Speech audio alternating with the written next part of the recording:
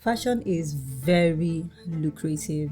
After oil, I think fashion is the way forward. We are championing the fashion education and we are doing it right. So we're trying to build community where we can say we have thousands of designers, that are doing it right. And why can't we have our factories here? There is nothing different that the people overseas are doing other than having system and structure in place.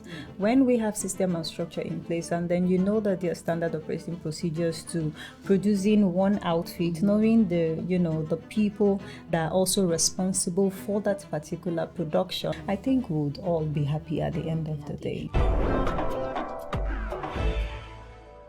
Yellow, my people, is another fantastic episode, and I bring you another change maker. Now, this particular change maker is really a change maker. Now, when you talk about fashion in Lagos, Nigeria, you cannot talk about it without mentioning her name. She's also a business personnel, and I like to say she's a fashion mogul. She's the founder of the popular academy in Lagos, Nigeria, GMYT, where they do amazing stuff and where they've trained over 1,000 students. Ladies and gentlemen, boys and girls, let's welcome the one and only beautiful Princess Oghene. Thank you for that introduction. How's it going? It's so good to have you here. And before we even kick off the interview, I hope you know you are inspiration to many. And many do really look up to you. But let's go straight into you. I know that you are an astute businesswoman. When it comes to business, you're A1. Hi. But I want you to take me through the journey of the whole academy, how you thought about it, when you knew it was fashion. We want to get deep, into the background. So, GMYT Fashion Academy is one of the babies of GMYT Group Limited, right? We have the GMYT Foundation. We have GA Awards. We're about launching the GA Elite Club as well. So what are these companies about? GMYT Fashion Academy is an academy that's creating the next generation of fashion entrepreneurs with over 12,000 alumni community actually. We have the GMYT Foundation as well, where we have our empowerment, and we've done a lot of trainings and also empowered a lot of people, boys, girls, women, youth, with industrial sewing machines after their training. And a lot of them are doing very well in the society now. GA Awards is an award that's celebrating social impact. So if we have organizations, we also have individuals that are, championing excellence and also giving back to the society. GA Award is a platform where we honor them, but not just honor them now. We're actually trying to see how we can support their businesses, give them opportunities to, leverage on partnership, networks, promote their businesses, and all of that. So it's a group of company, and we're taking it one step at a time. Yes. But I know that you're very big on education and fashion. I want to know what prompted you. When did you get to the point that you wanted to do the foundation, help people, empower people? Like, what prompted you to go straight fully into it? Every businesses I have bettered over the years, it's been born out of, experience. First, it was the fear of being average. I wanted to do something, not be dependent on anyone or even a liability to the society, And then, of course, we eventually had bespoke business, GMYT Couture, which I did for over 9 years. And then the academy, knowing that a lot of people were seeking to train from the bespoke outfit that we have. And then the foundation giving back, because instead of having to give people money every time, even till date, I have people in my DMs, saying, "Ma, I want help," and all of that, So just empowering people and ensuring that they're able to, become independent as well, and also able to impact whatever knowledge that we've given them, because we have a lot of fashion academies, that was actually born out from our own academy. And then the education is the fact that the skill sector is not so structured. And, from all the experiences and challenges that I had with employees, I decided it was time for me first to go train, learn how to put in system and structures. And then, now I'm championing fashion education because that's the way forward, for sustainability, especially, for our community. Amazing. But knowing that you own a fashion school, that has been doing very well. You mentioned over 12,000 alumni. What would you like to say is the future of fashion in Nigeria? And not just that, what have been some of your major challenges? Oh, so the major challenge for me, like I said, is the fact that the fashion sector, is not so structured. Aside, also not having enough funding and support from the government.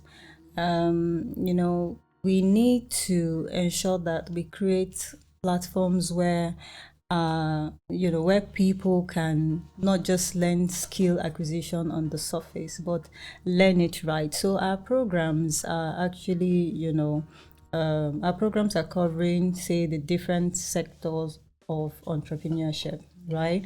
The students are not just learning the cutting and sewing, but they're also learning the business side of fashion. So they're well grounded, before they leave the school and then after they leave the school. And that's where I feel, the African fashion is going, championing sustainability, ensuring that, people are trained. Because even if you give people money, right, and they do not have the skill to manage those resources, right, financial knowledge, right, they don't have that, they would waste it eventually, right? So ensuring that they learn the skill, yes, how to cut and sew and draft and do all of those, but also learn how to manage their resources, learn how to manage their employees, knowing how to hire right, also leveraging on opportunities, and, branding also, which is very important, self-branding, the business branding, understanding how to position their brand. All of these things come, with training and learning, and that's something which we're championing. But it would be nice if, we have more training institutes that, are championing sustainable fashion education and not just, the cutting and sewing. Exactly. But I think I know about 3 people that have passed through your school that are Nice. doing great things now. Yeah. How has the school been able to still keep up even with the recent trends? Now there are so many trends, innovation, like a lot of things are changing. So how has the school been able to still keep up and maintain that credibility? So, like I said, when you do things right, yeah, you sort of remain, not just the pioneer, but you sort of, have your audience look for you, right? Yes, our goal in the first place was not just to be the only institute championing fashion education, but to also, train people that would follow the same footstep, to also bet their own fashion institute and then also give those same impact or transfer knowledge, to even their students, so their students are able to do the same. So we're trying to build a community where we can say we have thousands of designers, that are doing it right. I mean, why can't we have our factories here producing, even the threads, what's it called, the materials that they use for sewing, even the material itself. Why are we traveling overseas, to go get those materials and then coming here, to do the finish product? I think it will be good, especially if our government is also, looking into the fashion sector because it goes beyond just oil, right? We are championing the fashion education and we are doing it right. So for business owners, that have also started that do not have a very good portfolio or know how to position their brand or know how to manage their businesses, I still keep in contact with a lot of my alumni, and when they reach out, they're like, Mama, it's not easy. I want to give up. I want to. And I tell them, the fact that you've started first is one step forward, right? Even if you fail now, it's best to fail forward, right? So, and the only way you know that you have even failed is when you stop trying, right? So it's important that you understand that even in failure, you can find opportunities. In fact, it's even in failure that you find opportunities that will help you grow, right? So to be a successful fashion designer, you need to understand that failure is good. That's where, like I said, you get opportunities. That's where you find yourself. That's where you reflect. That's where, a lot of things happen. That's where you discover even your strength and what you're able to do and what you're not able to do, right? So the fact that we're teaching people beyond just cutting and sewing, I think is what's giving us that competitive edge. Knowing that even when you finish from the school, we're still going to hold your hand, right, and then continue to help you with business challenges, mentorship program, giving you all the opportunities as well. I mean, for God Award, we give them the platform where they come showcase their brand. We have a lot of people that would say, oh, I just opened the factory and I want partners, I want, so people come to us first and we're giving them those connections, and so it's just easy for us, to keep a competitive edge regardless. And because we're also looking to ensure that, people come first, sustainability come first, I think it also put us on, just that safe landing in the sector. Yeah. Well, they say that fashion is serious business, in as much as we're all trying to change the narrative or say, oh, rather go be a doctor, be a teacher, or be a lawyer than do fashion. And I feel like right now we're coming to a point that is evolving, it's showing that it's serious business. As a fashion person and owning a school as well, what is your take on that? Because back in the days when you tell someone I want to go into fashion, they're like, is it going to bring so much money? And I know that you're cashing a lot out of fashion, if I'm correct. Okay. And you've been there, you've done it all, you now have an academy. So if there's a young person that wants to go into fashion, what's going to be your advice for that person? Is it lucrative? Should they do it in Nigeria or not? Fashion is very lucrative. In fact, after oil, I think fashion is the way forward now. And that's why I said, earlier on that the government need to start looking at the fashion sector, right?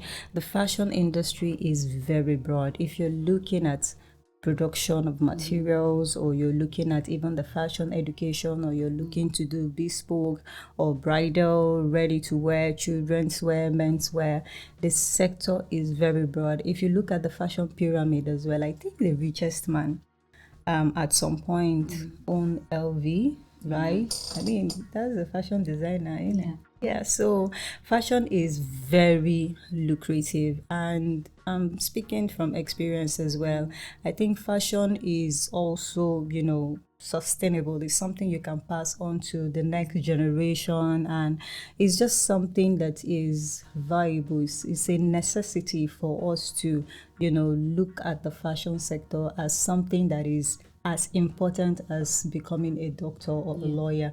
I mean, if you have a fashion house, you are the first customer. You're saving money, if you're not going to patronize another person. So which means, you're already making money or saving money regardless, right?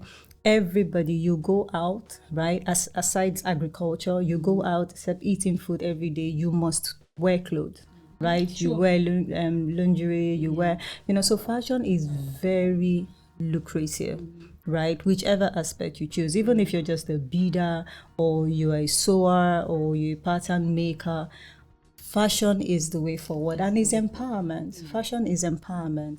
Skill acquisition is empowering our people, and like I said, it's sustainable. It's something that you can do even till old age, and then even when you retire, you have your grandchildren, great grandchildren, inherit that same business. It's a very lucrative business. But before we even delve into entrepreneurship, because I told you she's an astute entrepreneur, I just want to ask you this question still on fashion. We see Afrobeats taking global stage, Nigerian singers putting us on the map. In 5 to 10 years, where do you see, Nigerian fashion?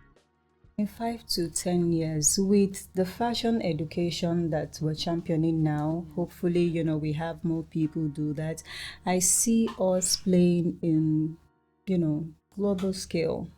I see us playing it big, because now everybody is having, to adopt the made in Nigeria outfit concept. I bought a couple of outfits recently, and those outfits were just one piece. We're buying for like 1 million plus. I think there is a Fuga, or I mean, so they're designers that are doing it big. Our bespoke designers as well. They're making a piece for $5,000, 10 million naira, for just one piece, right?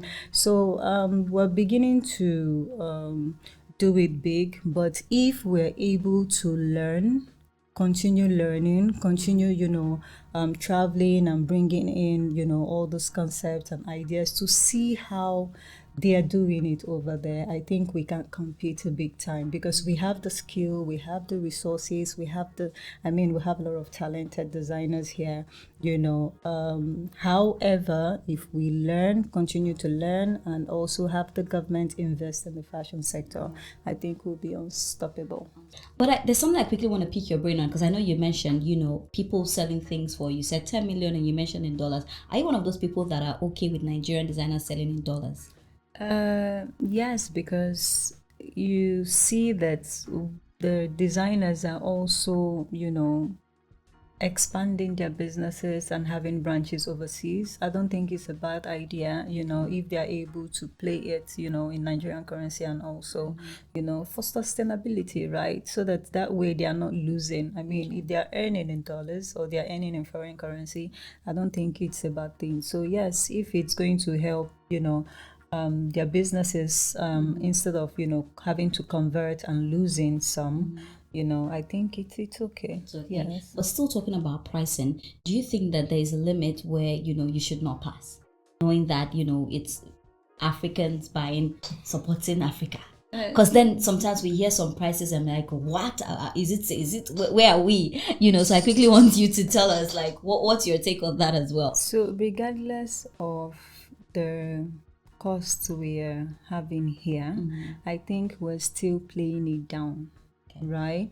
I tell you, for example, the curriculum that we have a 24-month curriculum, and like I said, in that curriculum we have the business of fashion, we have portfolio building, we have branding, we have finance literacy, we have even legal, some programs around the legal, documentation, intellectual property, and all of that. Now, when you look at this same curriculum overseas, they are paying over $50,000, for probably 1 year. And here we're charging just maybe 2 million naira, which is not sustainable, So when you see what we are given and what we are getting is obviously not encouraging us. So what we should look at is how to invest, and that's why I said the government again need to look at what we're doing so that they can cut these expenses for the business owners, right?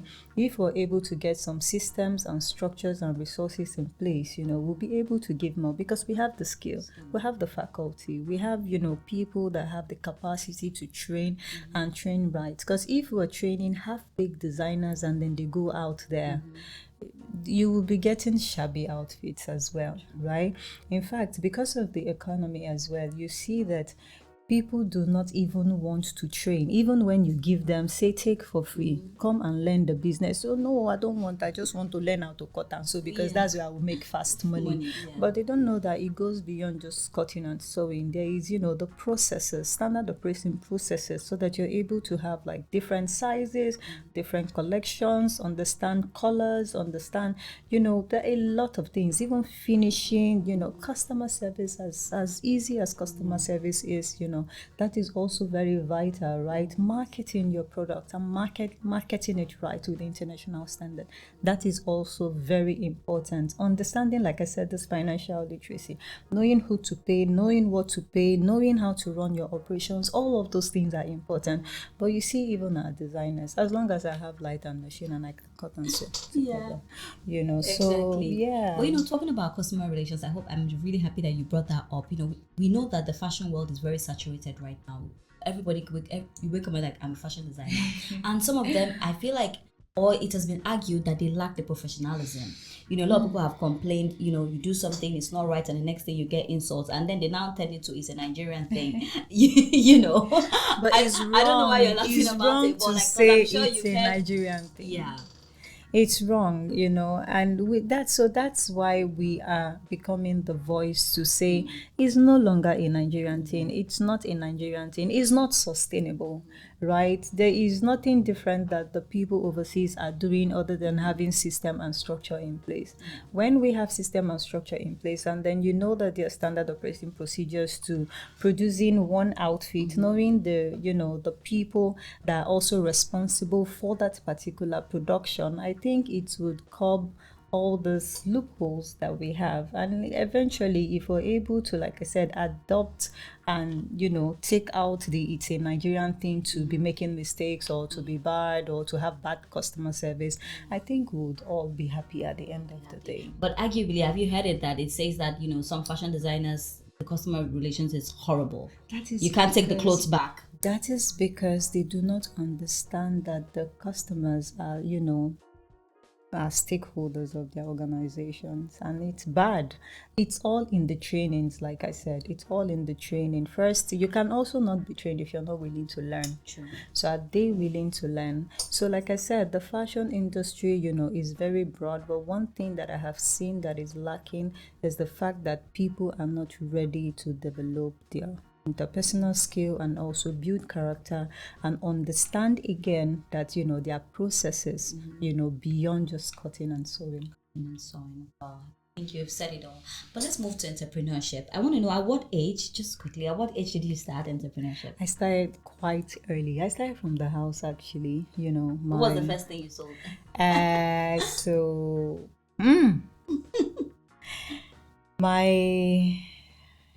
My late mom was a seamstress as well, but she was more of a serial entrepreneur. Like, yeah, and she also loved education. So this is like the advanced version of her. Yeah, so from, you know, whilst I was in secondary school, I started selling, you know, to my fellow classmates, and then of course, you know, leverage on her tailoring outfit, you know, to also make our own outfit. That's why I said you can also be your own customer, you know, of your brand. So there's a lot that comes with that as well. And then, you know, university days, I remembered I would go to offices and sell, you know, like jewelries, and, you know, eventually got my first shop, you know, a small shop with the past my neighbor Jen. And yeah, and now I mean, you Look know, at we you. have, yeah, so, and then the boutique, bespoke, you know, academy, and now I bless we're God. global. I bless God. I And it bless just God. takes me to, you know, as young people, you know, skill acquisition or just trying to do something for yourself. Because most of the time we hear, oh, the government is bad, this is bad, Nigerian youths are complaining. But look at you, you know, you from an early age, you're already selling. So, like, as someone that has done it all, what would you say is very important for Nigerian youths when it comes to skill acquisition instead of waiting for the government? Because it seems like most of the time they're waiting for the government for everything, but you actually have to take, you know, power into your hands. Yes, you must be willing to learn. Like I said, you have to be willing to learn. One of the things I do is when I start facing challenges, I pick up a course. I think I have done a lot of courses. I've done so many courses, either certificate, degree, you know, all of them. I've done a lot of courses, and I realized that aside having mentors and board of advisors, right, there's always something to learn. And once you do a research, you will see that somebody have even gone through this thing that you're going through now, right? And you can actually learn from them. So seek, you know, to learn, seek knowledge of any kind, seek knowledge, you know, try to also do research. Thank God in this new world now with technology and all of that, yes, you know, you can read up, you can, you know, ask questions. It's a person with the ask question, not the misroad, right? Yeah, so ask questions, seek help. Don't be the all-knowing, right? Just be willing to learn. If you're willing to learn and you seek help, I think you'll be fine. Other than that, be authentic to yourself. Don't follow the crowd, right? And then don't blame governments. Come on. Don't blame. There's like not the so norm. much. There's not so much the government can do. In your own little way, what have you done? In your own little way, what are you doing to not be a liability in the society? You know, how many people have you helped, right? You can help even your own siblings, and that would be okay, right? As long as you're not a liability, that is you solving problem for the government, right? So it's not just about the government. Pick a skill, learn a skill or two, and learn it right. You know, don't go into learning something because you just want to make money off it. Money will come if you give good service. That's just the basic truth, you know. So that's it for me. So I don't know anything about fashion, because I'm sure a lot of people watching will be like, oh, we want to be part of it. So how do I go about it? Maybe I just have my university certificate and that's all I have. Yes, and between the ages of let me say 18 to 45. 64. Okay, 18 to 64. How do I go about it? So first you need to be a graduate, like I said, even if it's just the first degree you have. You know, once you have that, of course, then you apply. And talking about cutting and sewing and all of that will teach you. You're coming to learn. The most important thing is that you're willing to learn, right? And know that you'll be doing a lot of tests, a lot of research, and and then of course the practical. Yeah. This quick one of one, is it affordable? Yes, it's Because I was affordable. definitely Like I going said to ask earlier, that, because it's for Nigerians, it's for us. So compared to what we're charging or they're charging overseas, the value that we're given is way more than, whatever we're charging. So yes, it's affordable. Do we have scholarships at some point? Yes, we have scholarships. Okay. We have scholarships. We do that just once a year. Yes, we have scholarship. Yeah, but now the scholarships we're doing, initially we have students walk in, right, and then once they apply and they go through the screening process, they get the scholarship. But now we're looking to have, like government and organizations, like send students. Yes, we have the ITF. They just awarded some scholarships to some people, and then they're going to be training through our school. So that way we have, like numbers, and we're taking them at the same time. Yeah. But anyway, do you like games? I'm sort of a workaholic, but let's try. Well, we're going to go on a quick break, and when we come back, we have some games to play with Madam Princess. So don't go anywhere. This is MTN Career Series.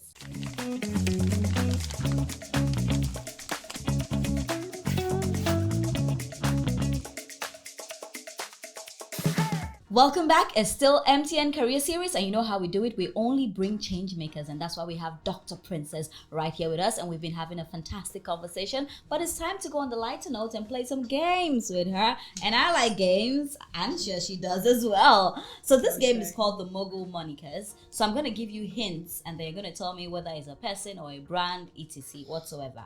So we have from number 1 to number 72. So you're going to pick the number, and I give you the hint. Are you ready? Okay. I wish you all the luck. Let's go. So pick your first number. 1. Oh, number 1. Okay, quite easy. So he founded the most valuable company in Africa, known for its influence in the cement and sugar industry. Who is he? Dangote. Okay, and you were saying you don't like games. Okay, so pick another number. From 2 to 72. Number 2. Oh, number 2. Okay. This entrepreneur changed the smartphone industry and built one of the most successful tech companies in the world. I'm going to take it again. This entrepreneur changed the smartphone industry and built one of the most successful tech companies in the world. Steve Jobs. High five. Okay. Yes. Okay. And the last number. Number 3.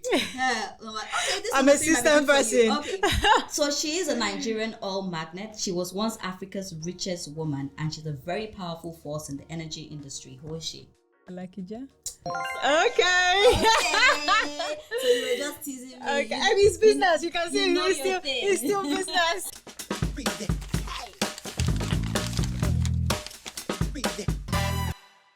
So we have the Microsoft. Okay. No, so we have Windows, we have book, and we have laptop. So who founded this? So we have the Windows, we have the book, and we have the laptop. Bill Gates. Bill Gates. Okay. Right. So for this one, we have the truck, we have the goods, and we have the driver. A truck, goods, and driver. Is it Dangote again? No. No, so we have a truck, and we have goods, and we have the driver. Truck, goods, and driver. Yeah, so what does it form? So you put the goods in the truck and you're going somewhere to deliver it to them. Is it the HL? Yeah, something like logistics, something like that. Okay. Oh, okay. All right, so this one, so you told me who funded it. We have the Facebook sign, we have the VR headset, and we have the infinite sign. Who funded Facebook? Mark Zuckerberg. Okay. I got 2. Yay! Okay. So we're not done. We're going to go on a quick break. And when we come back, we have the acronyms in 30 seconds. She's going to be doing that. And she's very good with business. So I'm sure she's going to kill this one. Don't go anywhere. Okay. It's Career Series. So it's our acronyms in 30. Are you ready? So we're doing from business to tech. Okay. B2B. Business to business. B2C. Business to consumer. CRM. Customer relations management. Okay. Go Dr. Princess. That was amazing. Thank you for joining us. It was a fantastic conversation. Yes, it was. And I'm sure that a lot of people will listen and reform themselves and just know that you inspire a lot of people. You inspire generations. Thank you. But I will be very greedy to let you go and not look into your camera and just say a few words to your fans, the people that love you. So I need you to continue learning, right? Seek knowledge. You never go wrong with that. Be authentic to yourself and pray, and you'll be fine. Love you. Okay, Ciao. you heard it from Dr. Princess herself. Thank you so much once again for joining us. This was such an insightful conversation. But not to worry, next week we're back again with another change maker. My name is Ria Abdul. Yellow, and have a beautiful day.